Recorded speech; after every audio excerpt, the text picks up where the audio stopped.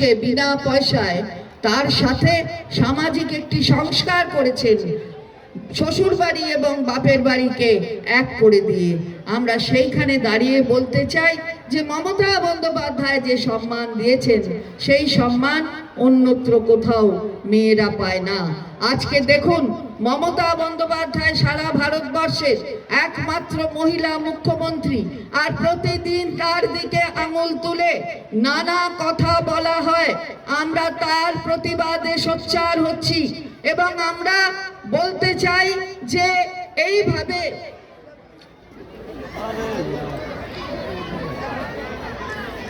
এটা ঠিক করছেন না, বসুন। আর এইভাবে যদি মমতা বন্দ্যোপাধ্যায়ের দিকে আঙুল তোলা হয় তাহলে আমরা নিশ্চিতভাবে তার প্রতিবাদে সোচ্চার হব। হ্যাঁ, 2024-এর নির্বাচন আসছে। আমরা জিজ্ঞাসা করতে চাই যে কেন্দ্রীয় সরকার কি করেছে মহিলাদের জন্য। 10 বছর ধরে কেন্দ্রের সরকার, কেন্দ্রে শাসন ক্ষমতায় আছে ভারতীয় জনতা পার্টির সরকার। এই 10 বছরে কি কি করেছে আমরা তার তথ্যটা চাই। আমরা মহিলাদের জন্য কি করেছো? বেটি বাঁচাও বেটি পড়াও, কটা টাকা পেয়েছেন? বেটি বাঁচাও বেটি পড়াও ওটা তো আপনাকে টাকা পাঠাবার জন্য নয়, ওটা ওই অ্যাডভার্টাইজিং এজেন্সিকে পয়সা পাইয়ে দেওয়ার জন্য একটা প্রকল্প। আপনার বেটি পড়বে এটা ওরা চায় না, তাই বেটি পড়ছে না, জায়গায় জায়গায় বেটি পড়ছে। আমরা তার বিরুদ্ধে আওয়াজ তুলতে চাই। ওইসব বলে লাভ হবে না। আমরা বলতে চাই যে এইখানে দাঁড়িয়ে লক্ষ্মীর ভান্ডার দিচ্ছে বলে মমতা বন্দ্যোপাধ্যায়ের দিকে আঙুল তোলো। মেয়েদের স্বাবলম্বী করার জন্য, মেয়েদের হাতে পয়সা তুলে দেওয়ার জন্য রাজ্য সরকার সব সময় সচেষ্ট থাকে, অথচ তোমরা এর বিরুদ্ধে আঙুল তুলে বলো এটা নাকি রেউড়ি দেয়া হচ্ছে। রেউড়ি শব্দটা কেন? এটা ভিক্ষাবৃত্তি নাকি এটা ঘুষ যা মেয়েদের দেওয়া হচ্ছে? এটা তো আপনার টাকা, আপনাকে দেওয়া হচ্ছে। কোন কেন্দ্রের সরকার অথবা কোন রাজ্যের সরকার নিজেরা টাকা দিয়ে তার ফান্ড বানায় না। আমি পকেট থেকে রাজ্য সরকারের ফান্ড তৈরি করবার জন্য টাকা দিই না, কোন মন্ত্রী দেয় না, শান্তিদাও দেননি। সুতরাং আজকে দাঁড়িয়ে যারা বলে যে তোমরা রেউড়ি দিচ্ছ, তাদের বলুন যে ও টাকাটা আমার টাকা, আমার টাকা আমাকে দিয়েছে মমতা বন্দ্যোপাধ্যায়, তাই আমার অর্থনীতিটা চাঙ্গা আছে। আমি কোনোদিন অর্থনৈতিক মানদণ্ডের নিচে নেমে যাইনি। আমরা সব সময় আমাদের যে মানদণ্ড তৈরি আছে অর্থনীতিটা কেমন হচ্ছে দেখার জন্য, চাঙ্গা আছে কি নেই সেটা বোঝার জন্য সেই জিএসডিপি সব সময় আমরা ঊর্ধ্বমুখে আছি, কখনো নিম্নমুখী হয়নি। আপনারা বাজারে এই টাকা নিয়ে যান বলে তাই বাজারে কখনো বাজারে মানি সার্কুলেশন অর্থাৎ টাকার যদি আদান প্রদান হয় তাহলে অর্থনীতি চাঙ্গা থাকে মেয়েদের হাতে, লক্ষ্মীদের হাতে। তাই ভান্ডার তুলে দিয়েছেন মমতা বন্দ্যোপাধ্যায়। এই রাজ্য আপনার, আপনি একে ঠিক করতে পারেন, আপনিই পারেন, আপনি তো সমাজকে তৈরি করেন। সুতরাং ওরা যারা বোকা বানাতে চায় তাদের বলে দিন অনেক করেছো, মেয়েদের বোকা বানাতে পারবে না। মেয়েরা প্রসবের যন্ত্রণা সহ্য করে, মেয়েরা প্রসবের রক্তকে উপেক্ষা করে, মেয়েদের মধ্যে কোনো ছেলে মেয়ের বিভাজন হয় না, কারণ মেয়েরা সমাজকে তৈরি করতে পারে। এখানে একটা ছেলে এসে ধাক্কা দিলে আমি স্মিতা পড়ে যাব, কিন্তু আমাদের যে গর্ভধারণের শক্তি, সেই শক্তি ঈশ্বর আল্লাহ অন্য কাউকে দেয়নি, দিয়েছে মেয়েদের। সুতরাং সেইখানে দাঁড়িয়ে আমরা একত্রিত ভাবে বলবো মমতা বন্দ্যোপাধ্যায় যে কাজটি করেছেন, যে কাজটি করে চলেছেন তার সঙ্গে মেয়েরা আছে, তাই রাগ হচ্ছে। ভোট তো হবেই বলছিল। আমার আগে যে 3টি আসন পুরুলিয়া জেলায়, 3টি সংসদের আসনই আমরা পাবো।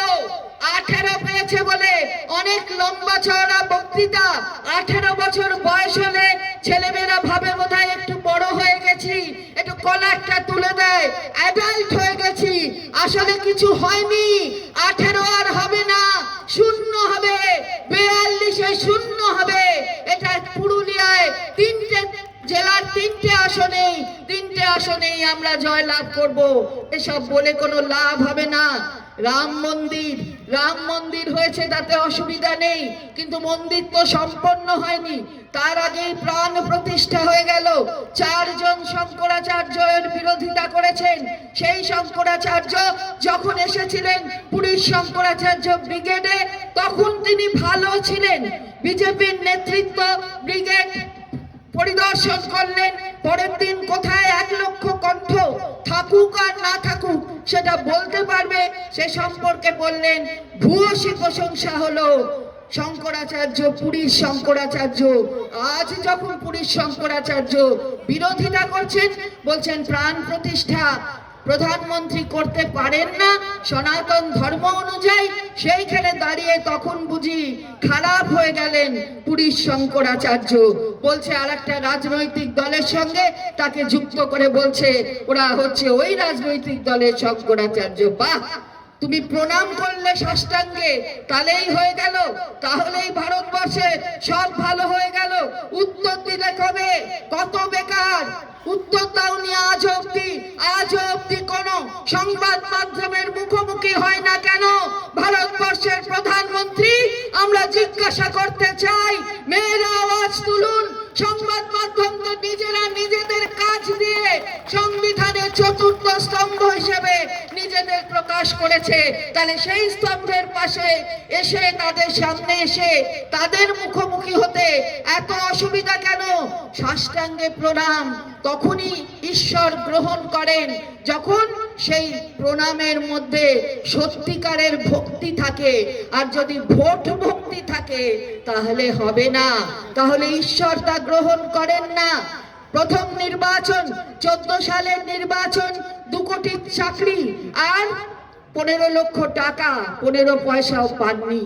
তারপর 19-এর নির্বাচন পুলওয়ামা, উনি ধ্যানে বসলেন, তারপর আমাদের ছেলেগুলো প্রাণ দিল পরিকল্পিতভাবে। আমরা বলছি না, জম্মু কাশ্মীরের আগে যিনি গভর্নর ছিলেন তিনি বলছেন, তারপর দেখলাম ধ্যানে বসেছেন, আগে এতটা দাড়ি, তারপর এতটা দাড়ি, তারপরে কখন দাড়ি ছোট করবেন, এই নিয়েই যার পরিকল্পনা।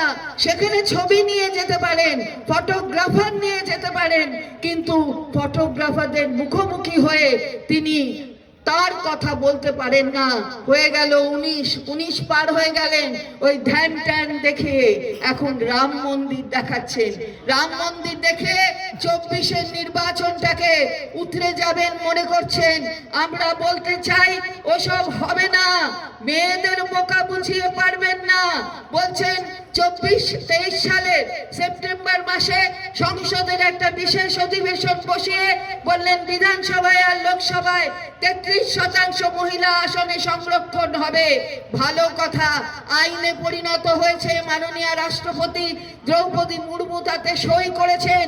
কিন্তু আমরা জিজ্ঞাসা করতে চাই কবে হবে সংরক্ষণ? এই 24 সালে হবে? উত্তর হলো না। 29-এ হবে? বলতে পারছি না। 34-এ হবে? জানি না। কেন না, এখনো অব্দি জনগণনা হয়নি। সেন্সাস না হলে তো ডিলিমিটেশন হবে না। জনগণনা না হলে সংরক্ষিত আসনে লড়াই করা যাবে না, সংরক্ষণই হবে না। তাহলে আজকে এত তাড়াতাড়ি এটা করতে হলো কেন? কারণ মেয়েদের বোকা বানাতে হবে। বলবে তোমাদের জন্য 33% সংরক্ষিত আসন করে দিয়েছি। তুমি তো জন্মালেই মেয়েদের গর্ভ থেকে সৃষ্টির আনন্দে উল্লসিত হয়ে তোমার মা জন্ম দিয়েছে, এই সূর্যের আলো দেখিয়েছে। সেই শ্রেণীকে বোকা ভাবো নাকি? সেই শ্রেণীকে সচেতনতার পাঠ তোমাকে পড়াতে হবে নাকি?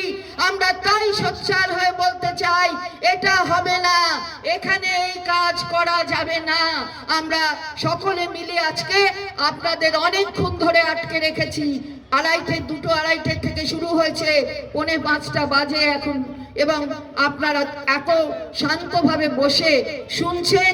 আমি আপনাদের কাছে আবেদন রাখবো, এই 45 দিনের আমাদের যে কর্মসূচি আগামী 4 তারিখ শেষ হবে, পাড়ায় পাড়ায় বৈঠক হচ্ছে, তার সাথে চলো পাল্টায় মিছিল হচ্ছে। 30 তারিখে জেলা স্তরের মিছিল সব একসাথে 30 তারিখে হবে। এই যে মহিলাদের যে পীড়ন করবার এই চেষ্টা হচ্ছে এবং মহিলাদের অকারণে গালাগাল দেয়, তার বিরুদ্ধে আমরা আওয়াজ তুলব এবং সেদিনই প্রয়াণ দিবস, মহাত্মা গান্ধীর প্রয়াণ দিবসে আমরা অঙ্গীকার করব, হ্যাঁ আমরাই পাল্টে দিতে পারবো, চলো পাল্টাই। এই আওয়াজটা তুলে আমরা সেদিন মিছিল করব, জেলায় জেলায় হবে, আমরাও সেখানে বিভিন্ন জেলায় থাকবো। সুতরাং আপনাদের কাছে আমার আবেদন, আজকের সংঘবদ্ধ শপথ, এই সংঘবদ্ধ শপথ আমি পাঠ করাবো। অনেকে চলে গেছেন, অনেকে আছে, যারা আছেন তারা আমার সঙ্গে সঙ্গে যদি বলেন তাহলে আমরা এই সংঘবদ্ধ শপথ, সেই শপথ বাক্য পাঠ করাবো।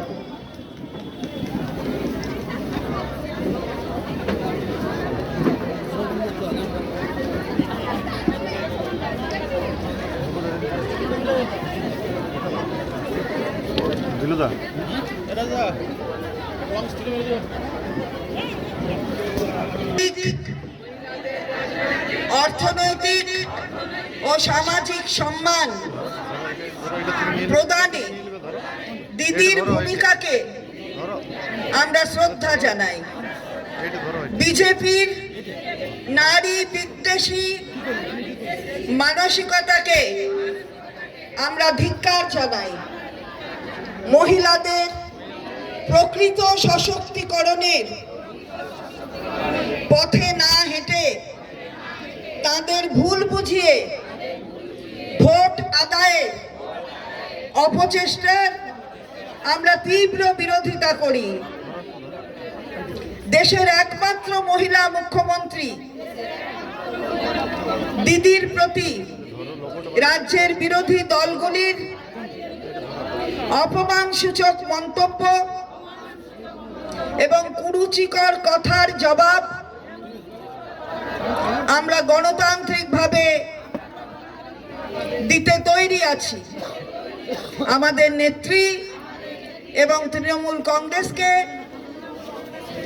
শক্তিশালী করতে আমরা বদ্ধপরিকর। এই আমাদের সংঘবদ্ধ শপথ।